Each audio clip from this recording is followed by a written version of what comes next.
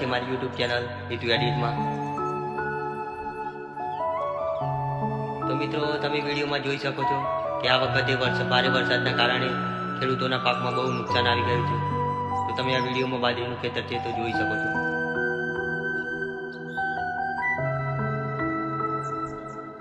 તો મિત્રો આ વિડીયો જોવા માટે મારી ચેનલને સબસ્ક્રાઈબ કરો, લાઈક કરો, કોમેન્ટ કરો। તો મળીશું આગલા બ્લોગમાં।